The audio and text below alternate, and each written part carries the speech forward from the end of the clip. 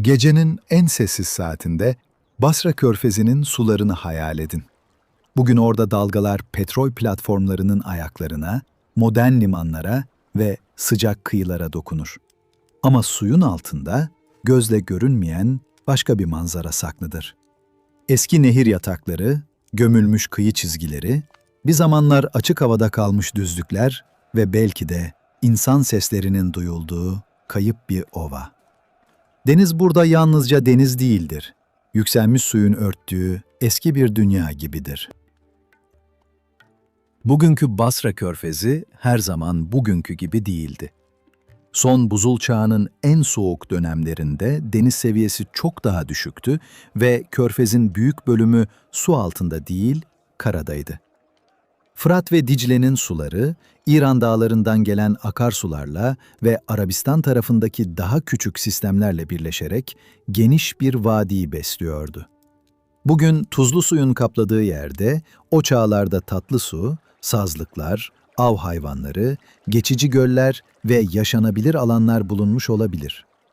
Bu yüzden bazı araştırmacılar burayı kayıp bir körfez ovası ya da eski bir sığınak gibi düşünür. Bu hikaye kesin olarak bulunmuş bir sualtı uygarlığını anlatmayacak. Çünkü elimizde henüz dalgaların altında ortaya çıkarılmış büyük şehir kalıntıları, tapınaklar ya da yazılı arşivler yok. Daha dikkatli bir soruyla ilerleyeceğiz. Eğer Basra Körfezi bir zamanlar verimli bir ova idiyse, insanlar orada yaşamış olabilir mi? Eğer yaşadılarsa, deniz yükseldiğinde nereye gittiler? Ve onların yaşadığı kayıp toprak, Mezopotamya'nın daha sonraki tufan anlatılarında uzak bir yankı bırakmış olabilir mi? Bu gece yolculuğunda bizimle birlikte bu eski suyun izini takip etmek isterseniz, bizim kanalımıza abone olabilir ve yorumlarda bu anlatıyı nereden dinlediğinizi yazabilirsiniz. Belki İstanbul'da, Ankara'da, İzmir'de, Bursa'da, Konya'da ya da Türkiye'den uzakta bir evde dinliyorsunuzdur. Her şehir adı, sanki eski bir nehir kolu gibi bu hikayeye katılır ve kaybolmuş bir ovanın çevresinde bugünkü dinleyicileri sessizce bir araya getirir. Basra Körfezi'nin geçmişini anlamak için önce deniz seviyesini düşünmek gerekir. Buzul çağında dünyanın büyük miktarda suyu dev buz kütlelerinde tutuluyordu. Denizler daha alçaktı. Kıyılar bugünkünden daha uzakta bulunuyordu. Ve birçok sığ deniz tabanı karaya dönüşmüştü. İnsanlık tarihinin erken dönemlerinde kıyıların nerede olduğunu bugünkü haritalara bakarak anlamak bu yüzden yanıltıcı olabilir. Bugün su altında kalan bir yer, bir zamanlar avcıların yürüdüğü, ailelerin konakladığı, hayvanların geçtiği bir ova olmuş olabilir. Basra Körfezi de tam böyle bir alandır. Sığ yapısı nedeniyle deniz seviyesi düştüğünde geniş topraklar açığa çıkar. Bu toprakların ortasından büyük akarsu sistemleri geçer. Çevredeki yüksek bölgelerden gelen sular vadilere akar. Bazı alanlarda bataklıklar ve gölcükler oluşur. Bölgede yaşayan insanlar için böyle bir yer, çölün sertliğinden daha korunaklı, nehir kenarlarının sunduğu kaynaklar açısından daha zengin olabilirdi. Tatlı su, balık, saz, av hayvanı, taş ve mevsimlik geçiş yolları erken topluluklar için büyük değere sahipti. Bu düşünce, Mezopotamya'nın doğuşunu anlamaya çalışan araştırmacılar için çekicidir. Çünkü Fırat ve Dicle'nin aşağı havzası, daha sonra Sümer kentlerinin yükseleceği bölgenin hemen yakınındadır. Ur, Eridu, Uruk ve diğer eski merkezler, nehirlerin taşıdığı alüvyonlarla, bataklıklarla, sulama kanallarıyla ve denize açılan yollarla ilişkilidir. Eğer daha eski bir dönemde körfez tabanı açık bir vadi ise, bu alan insan hareketleri için doğal bir geçit ve sığınak görevi görmüş olabilir. Daha sonra deniz yükseldiğinde, o toplulukların bir kısmı kuzeye, Mezopotamya ovalarına ya da çevredeki kıyılara çekilmiş olabilir. Elbette bu, kesinleşmiş bir göç haritası değildir. Arkeoloji burada zor bir işle karşı karşıyadır. Çünkü olası yerleşimlerin önemli bölümü bugün suyun altındadır. Deniz tabanı araştırmaları, batimetri, sismik taramalar ve tortu örnekleri bize eski vadilerin ve kıyıların biçimini gösterebilir. Ama bir insan topluluğunun varlığını kanıtlamak için taş aletler, ocak izleri, yerleşim düzeni, gömüler ya da başka maddi kalıntılar gerekir. Su altında bunları bulmak hem pahalı hem de teknik olarak güçtür. Yine de jeolojik ipuçları güçlüdür. Deniz tabanındaki eski nehir kanalları bir zamanlar akarsuların bugünkü körfez boyunca aktığını düşündürür. Bazı tortu kayıtları tatlı su ortamlarının varlığına işaret edebilir. Kıyı çizgilerinin eski konumu, suyun hangi aşamalarda yükseldiğini anlamamıza yardım eder. Bu tür veriler bize bir şehir göstermez ama kayıp bir manzara gösterir. O manzaranın insan yaşamına elverişli olup olmadığı sorusu da buradan doğar. İnsanlar suyu izler. Bunu en eski çağlardan beri yapar. Tatlı suyun olduğu yerde hayvanlar vardır, bitkiler vardır, av vardır, saz ve balık vardır. Bazen de güvenli geçitler vardır. Buzul çağının sonunda Basra Körfezi Ovası böyle kaynaklar sunuyorsa, insanların bu alanı tamamen boş bırakması pek olası görünmez. Fakat insan varlığıyla gelişmiş uygarlık aynı şey değildir. Burada söz edebileceğimiz şey, büyük taş şehirlerden önceki topluluklar, avcılar, toplayıcılar, balıkçılar, küçük yerleşimler ve mevsimlik kamplar olabilir. Bu ayrım önemlidir. Donmuş bir efsane gibi kayıp büyük imparatorluk aramak bizi kolayca yanlış yola götürür.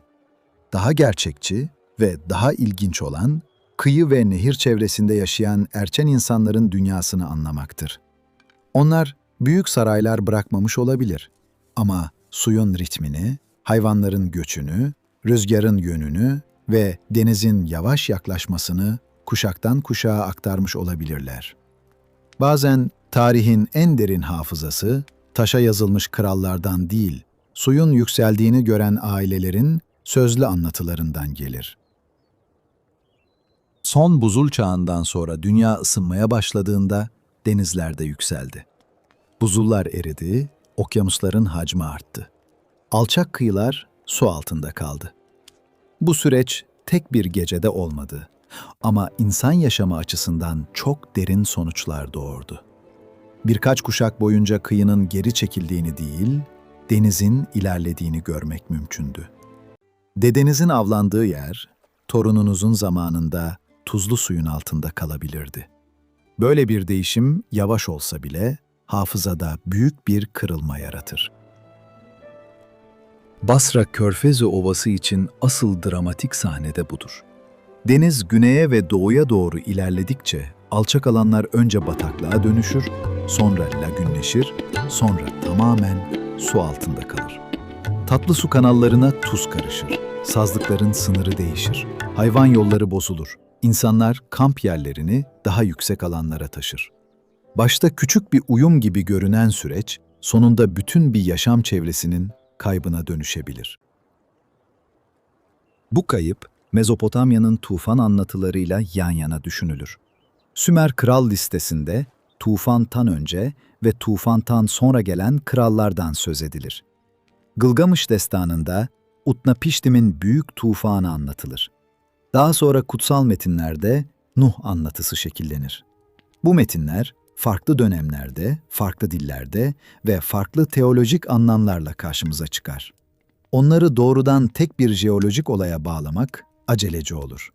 Fakat bölgenin gerçekten büyük su değişimleri yaşamış olması, tufan hafızasının neden bu kadar güçlü olduğunu düşündürür. Eski Mezopotamya'da su hem bereket hem tehlikeydi. Nehirler tarımı mümkün kılar ama taşkınlar tarlaları ve evleri yok edebilirdi. Kanallar yaşam verirdi ama bakım görmezse bataklık ve hastalık getirebilirdi. Deniz ticaret kapısıydı ama aynı zamanda bilinmezliğin sınırıydı. Bu yüzden tufan yalnızca doğal bir olay değil, düzenin bozulması anlamına gelir. Su yükseldiğinde insanın kurduğu sınırlar silinir. Ev ile nehir, tarla ile bataklık, yol ile kanal birbirine karışır. Basra Körfezi'nin kayıp ovası bu açıdan güçlü bir arka plan sunar. Eğer insanlar denizin ilerleyişini gördüyse, bu yalnızca su baskını değil, dünyanın küçülmesi gibi hissedilmiş olabilir. Çocuklukta yürüdükleri alanlar kaybolur, ataların kamp yerleri ulaşılamaz hale gelir. Tatlı su kaynakları tuzlanır.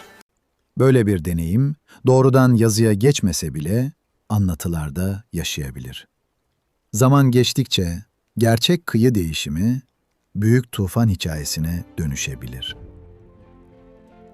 Sümer anlatılarında tufanın yeri, insanlık hafızasının en etkileyici örneklerinden biridir. Kral listelerinde tufan bir eşik gibidir. Öncesi ve sonrası vardır. Gılgamış destanında ise tufan anlatısı, ölümsüzlük arayışıyla birleşir. İnsanların kaçamadığı ölüm, şehirlerin kaçamadığı yıkım ve tanrıların kararları suyun diliyle anlatılır. Bu metinler bize doğrudan Basra Körfezi Ovası'nın adını vermez. Ama suyun eski dünyadaki psikolojik ve kültürel ağırlığını açıkça gösterir. Türkiye'deki dinleyici için bu hikaye uzak değildir. Fırat ve Dicle Anadolu'dan doğar ve Mezopotamya'ya iner. Güneydoğu Anadolu'nun nehirleri Harran Ovası, Urfa çevresi, Mardin yolları ve Mezopotamya'nın kuzey kapıları bu büyük su hikayesinin parçasıdır. Bugün Basra Körfezi denince akla modern devletler, limanlar ve sıcak kıyılar gelebilir. Ama daha eski zamanda bu coğrafya, Anadolu'dan güneye inen nehirlerin, göçlerin ve kültürel geçişlerin daha geniş bir uzantısıydı. Bu yüzden kayıp Körfez Ovası'nı düşünmek, yalnızca su altında kalmış bir yer merakı değildir. Aynı zamanda, uygarlığın kıyılarla, nehirlerle ve iklimle nasıl ilişkili olduğunu düşünmektir. İnsanlar toprağı yalnızca fethetmez. Suyun izin verdiği yerde yaşar. Suyun çekildiği yerde yürür, yükseldiği yerde geri çekilir. Taşkınla mücadele eder, kuraklıkta göç eder. Uygarlık çoğu zaman taş binalardan önce su dengesiyle başlar. Eridu'nun eski Mezopotamya hafızasında özel bir yeri vardır. Bazı geleneklerde en eski kentlerden biri sayılır. Tatlı su kaynakları, bataklıklar ve kutsal alanlarla ilişkilendirilir. Eridu'nun kendisini doğrudan Kayıp Körfez Ovası'nın kalıntısı gibi göstermek doğru olmaz. Ama bölgenin su, bataklık ve denizle kurduğu eski ilişkiyi anlamak için güçlü bir semboldür. Sümer kentlerinin ortaya çıktığı dünya, kuru bir çölden ibaret değildi. Nehirlerin, sazlıkların, kanalların ve kıyıların karmaşık birleşimiydi. Bu karmaşık ortamda yaşayan insanlar hem çok yaratıcı hem de çok kırılgan bir düzen kurdu.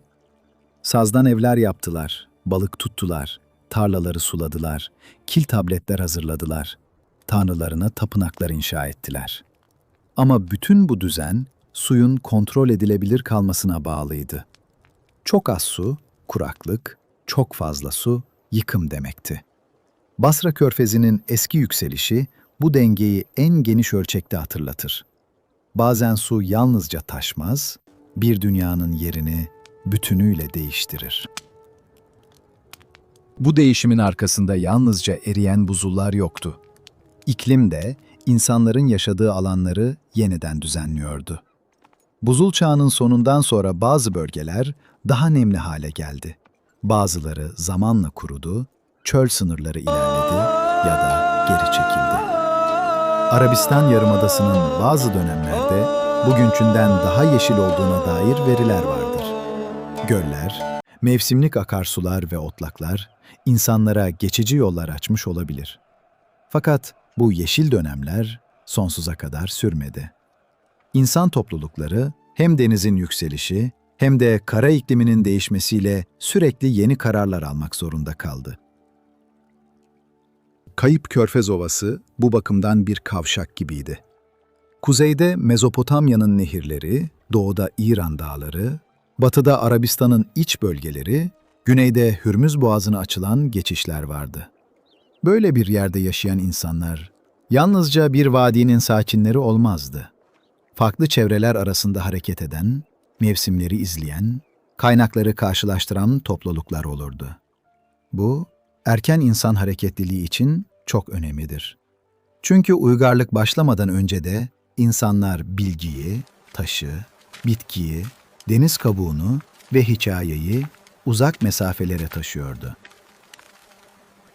Basra Körfezi çevresindeki daha sonraki arkeolojik kültürlerde denizle güçlü bir bağ görülür.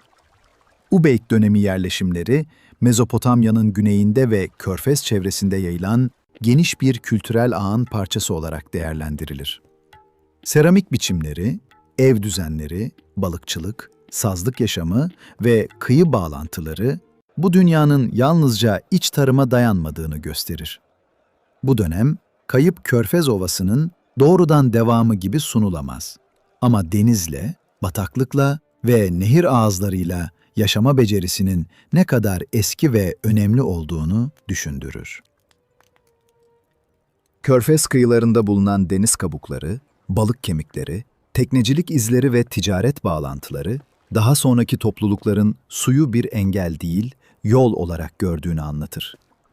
Sümer dünyasında Dilmun adıyla anılan bölge, daha sonra Bahreyn ve çevresiyle ilişkilendirilir ve Mezopotamya metinlerinde özel bir yer tutar. Dilmun, ticaretin, uzak malların ve bazen de kutsal saflığın ülkesi gibi görünür. Bu gelenekler, Körfez'in yalnızca coğrafi değil, kültürel bir hafıza alanı olduğunu gösterir. Deniz yükselmiş olsa bile, insanlar onun çevresinde yeni anlamlar kurmayı sürdürdü. Bu noktada eski tekneleri düşünmek gerekir. Saz demetlerinden ya da ahşaptan yapılan basit tekneler, nehirlerde, bataklıklarda ve kıyı sularında insanlara hareket özgürlüğü sağladı. Bir kıyı değiştiğinde, tekne sahibi olan topluluklar, yeni koşullara daha kolay uyum sağlayabilirdi. Suyun yükselişi, onlar için yalnızca kayıp değil, yeni yolların açılması anlamına da gelmiş olabilir. Fakat bu uyumun bile bir bedeli vardır. Eski kamp yerleri, mezarlar, çocukluk manzaraları ve atalara ait geçitler geride kalır. Bir toplumun denize alışması, denizin kaybettirdiği şeyleri unuttuğu anlamına gelmez. Tam tersine, denizde yaşayan insanlar suyun gücünü daha iyi bilir. Dalgaların sessiz yükselişi, fırtına zamanı kıyının değişmesi, tatlı suyun tuzlanması, balığın yön değiştirmesi, günlük hayatın parçası olur. Bu küçük deneyimler, büyük anlatıların malzemesidir. Tufan hikayeleri belki tek bir olaydan değil, böyle yüzlerce küçük su korkusunun ve birkaç büyük çevresel kırılmanın birleşmesinden doğmuş olabilir. Mezopotamya'nın güneyindeki bataklık dünyası da bu hafızayı beslemiş olmalıdır. Saz evler, dar kanallar, su kuşları, balık ağları, kamış demetleri ve çamurlu kıyılar, orada yaşayan insanlar için hem ev hem de tehlike demekti. Bugün Irak'ın güney bataklıkları bile bize bu eski yaşamın bazı yankılarını düşündürür. Elbette modern toplulukları doğrudan çok eski çağların kopyası gibi görmek doğru değildir. Ama suyla örülmüş yaşam biçimlerinin ne kadar dayanıklı ve eski olabileceğini hissetmemize yardım eder. Basra Körfezi'nin su altında kalan alanlarında arkeolojik araştırma yapılabilirse, en çok aranacak şey büyük saraylar olmayabilir. Belki taş alet dağılımları, eski ocak yerleri, kesilmiş kemikler, kabuk yığınları, sazlık çevresinde kullanılan basit araçlar, balıkçılığa ilişkin izler ve küçük yerleşim lekeleri aranacaktır. Böyle bulgular, gösterişli olmadan çok değerli olabilir. Çünkü insanlığın erken tarihi çoğu zaman görkemli anıtlardan değil, küçük yaşam izlerinden anlaşılır. Bu olasılık bize arkeolojinin sabrını hatırlatır. Bir su altı alanında bir taş bulmak kolay olabilir. Ama onun insan eliyle mi şekillendiğini, doğal süreçlerle mi taşındığını anlamak zordur. Bir kabuk yığını eski bir yemek artığı da olabilir, akıntının topladığı doğal bir birikimde. Bu yüzden araştırmacılar bağlama, katmana, tarihleme yöntemlerine ve çevresel verilere bakar. Geçmişi aceleyle konuşturmak yerine onun kendi dilinde konuşmasına izin verirler. Kayıp Körfez Ovası'nın hikayesi, aynı zamanda bugün yaşadığımız dünyaya da sessiz bir ayna tutar. Deniz seviyesinin değişmesi, yalnızca uzak bir jeolojik geçmiş meselesi değildir. Kıyı şehirleri, deltalar, limanlar ve alçak ovalar her zaman suyla pazarlık halindedir. Eski insanların yaşadığı çevresel değişimler, bugünkü sorunlarla birebir aynı değildir. Ama bize kıyıların kırılgan olduğunu hatırlatır. Bir kıyının haritada sabit görünmesi, onun sonsuza kadar sabit kalacağı anlamına gelmez. Bu hatırlatma hikayeyi daha insani yapar. Çünkü Kayıp Körfez Ovası'ndaki insanlar bizim gibi modern araçlara sahip değildi. Ama onların da evleri, yolları, alışkanlıkları ve sevdikleri yerler vardı. Deniz yükseldiğinde yalnızca soyut bir coğrafya değişmedi. İnsanların zihnindeki dünya değişti. Bugün biz bu değişimi grafiklerle, haritalarla ve bilimsel makalelerle anlatıyoruz. Onlarsa belki ateş başında, suyun aldığı yerlerden söz ederek anlattılar. Sözlü anlatıların gücü burada ortaya çıkar. Yazıdan önceki insanlar çevrelerindeki değişimleri şarkılarla, törenlerle, uyarılarla ve aile hikayeleriyle taşıdı. Bir nehrin taşkın zamanı, hangi hayvanın ne zaman göç ettiği, hangi kıyının tehlikeli olduğu, hangi tepenin güvenli kaldığı gibi bilgiler hayatta kalmak için gerekliydi. Zamanla pratik bilgi kutsal anlatıya dönüşebilir. Güvenli tepe, kurtuluş dağı olur.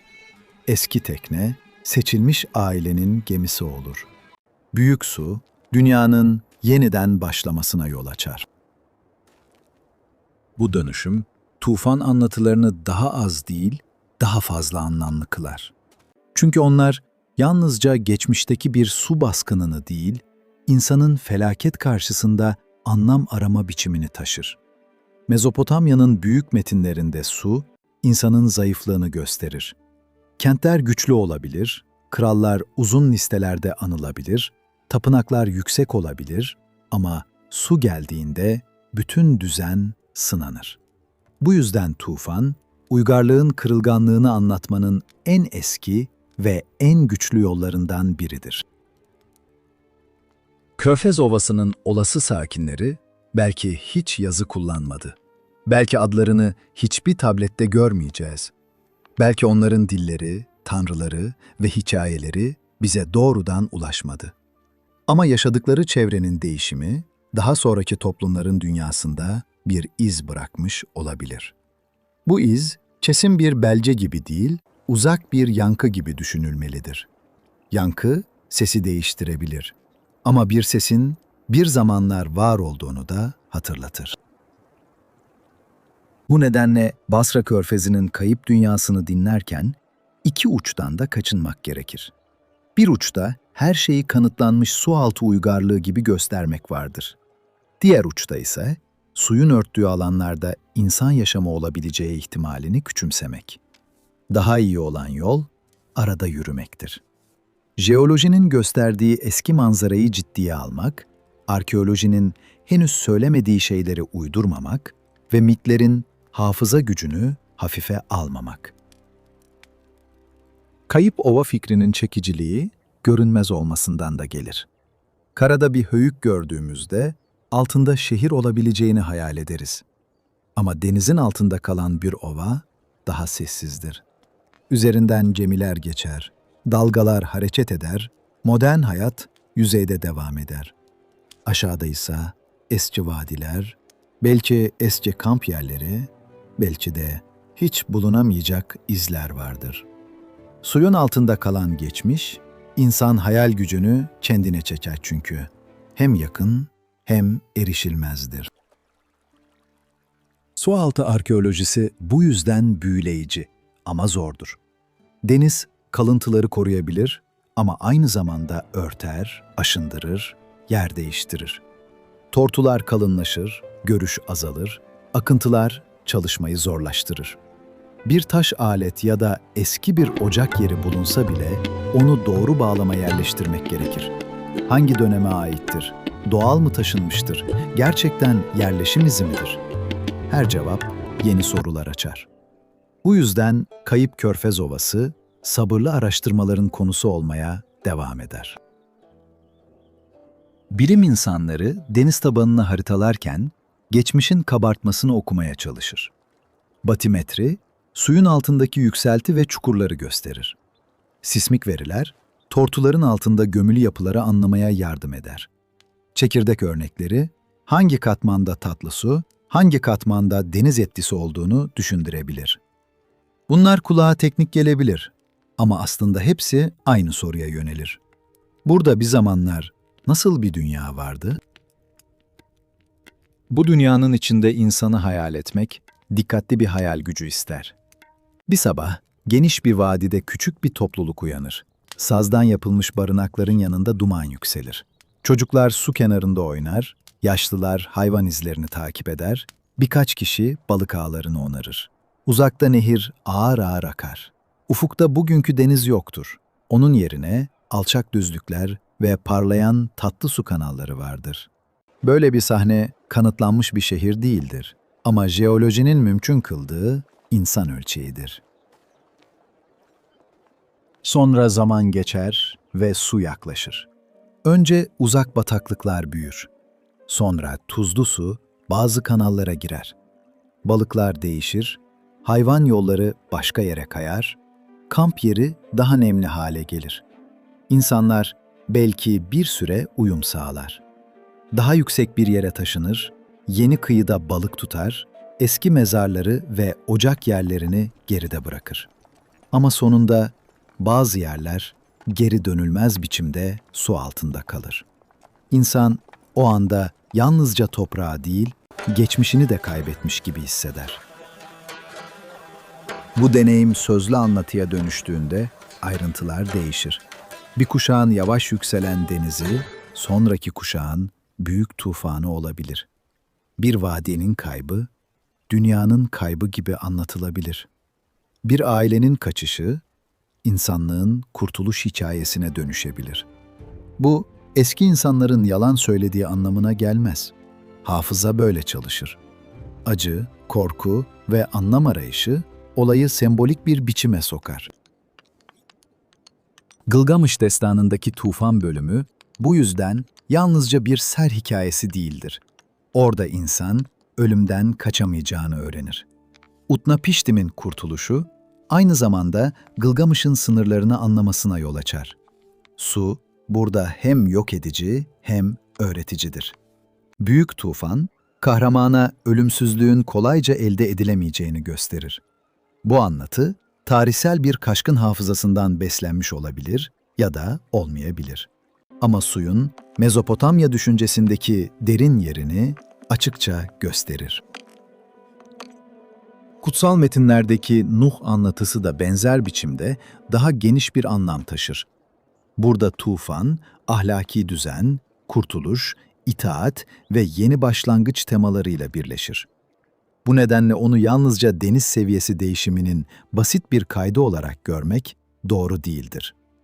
Fakat bölgenin uzun tarih boyunca seller, nehir taşkınları, kıyı değişimleri ve su baskınları yaşadığını bilmek, bu anlatıların neden güçlü bir coğrafi duygu taşıdığını anlamamıza yardım eder.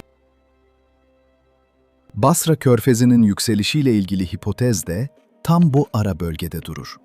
Bir yanda jeoloji vardır. Deniz seviyesi, buzul erimesi, eski vadiler, tortular. Diğer yanda kültürel hafıza vardır.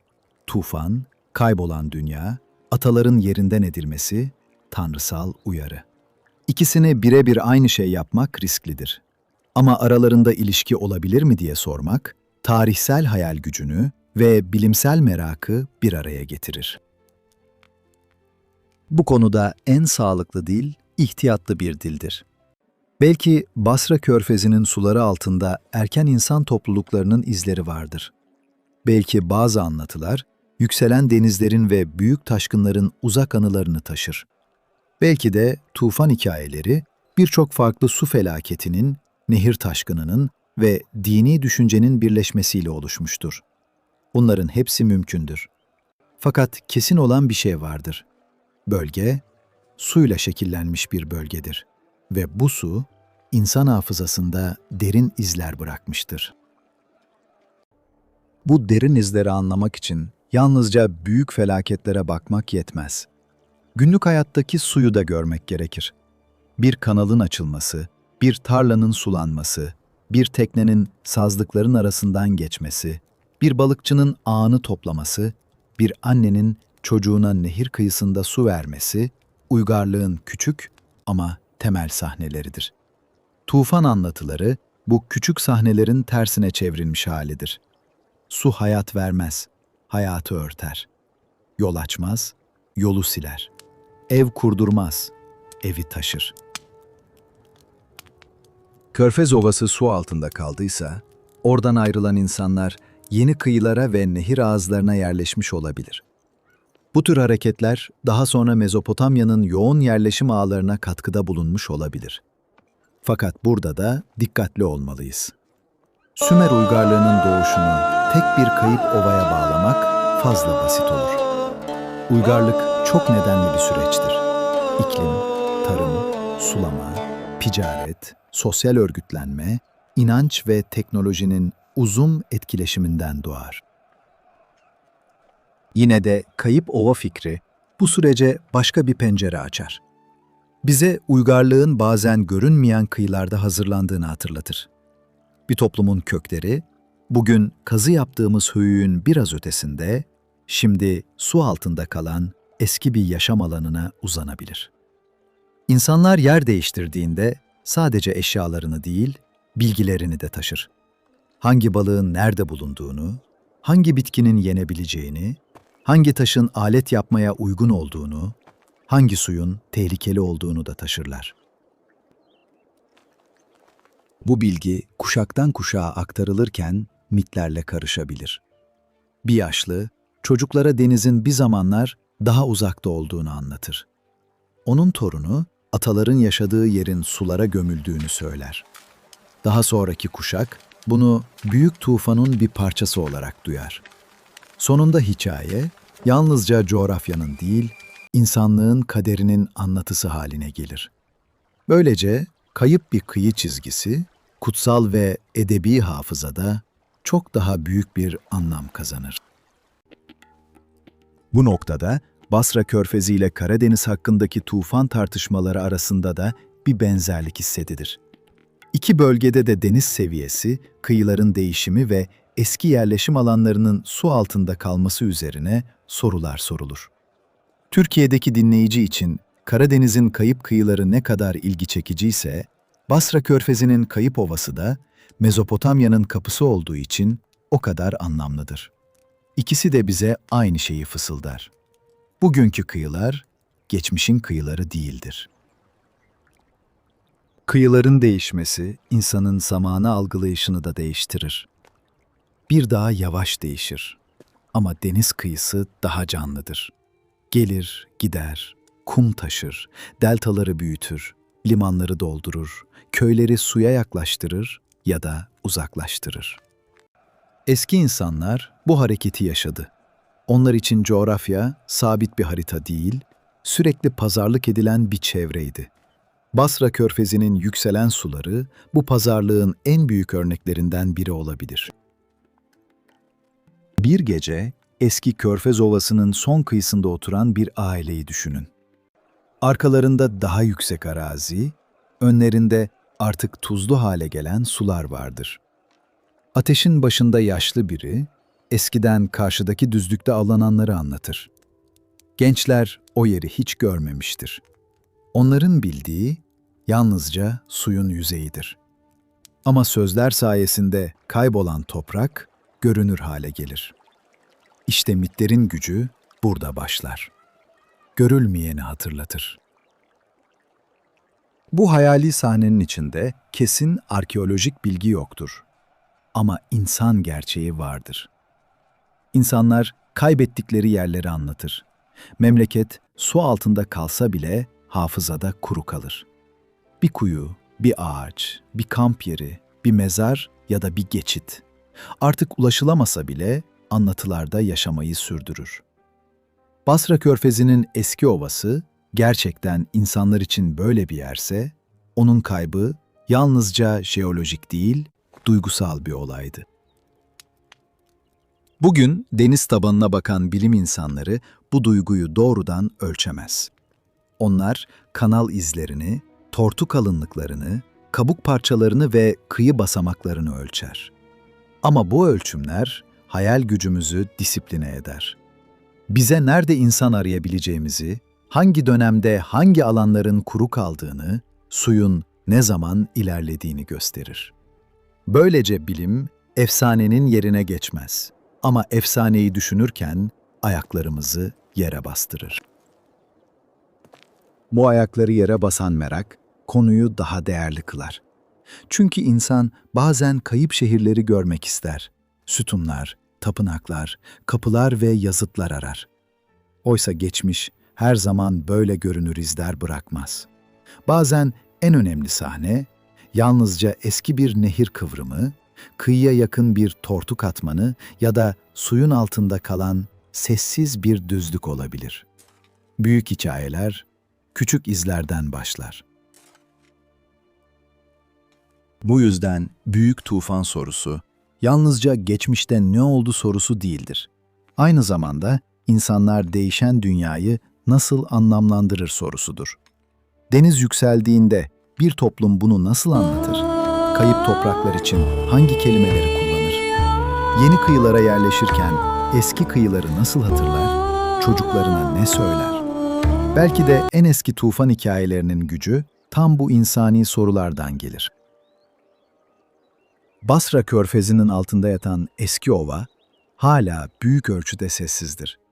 Belki ileride daha ayrıntılı sualtı araştırmaları yapılacak, daha net kıyı çizgileri çıkarılacak, belki insan izleri bulunacak, belki de bazı sorular cevapsız kalacak. Geçmiş bazen cömerttir, bazen ketum. Deniz ise ketum olmayı iyi bilir. Üzerine örttüğü şeyi kolayca geri vermez. Ama elimizdeki bilgiler bile yeterince düşündürücüdür. Bir zamanlar orada daha geniş bir kara parçası vardı. Deniz seviyesi yükseldi. Nehirlerin, deltaların ve kıyıların düzeni değişti. Mezopotamya'nın suyla ilgili anlatıları çok eski ve çok güçlüdür. İnsan toplulukları çevresel değişimlere uyum sağlamak zorunda kaldı. Bu parçalar kayıp bir dünyanın kesin fotoğrafını vermez ama sisli bir silüetini verir. Bu silüet, sakin bir gece anlatısı için güçlüdür. Çünkü içinde hem bilim hem hafıza vardır.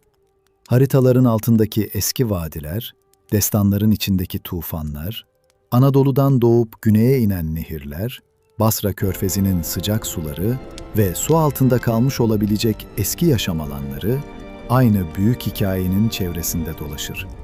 Bu hikaye, insanlığın suyla kurduğu uzun ve kırılgan ilişkinin hikayesidir.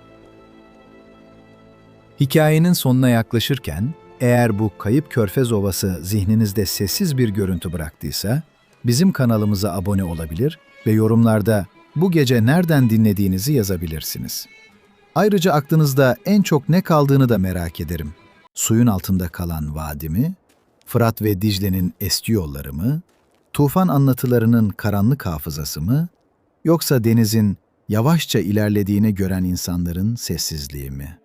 Yorumlarda bırakacağınız her yer adı, sanki kaybolmuş bir kıyıya yakılan küçük bir ışık gibi durur. Bugün Basra Körfezi'nin suları dalgalanır, gemiler geçer, kıyı kentleri büyür ve modern dünyanın gürültüsü yüzeyde devam eder. Ama derinde daha eski bir coğrafya hala uzanır.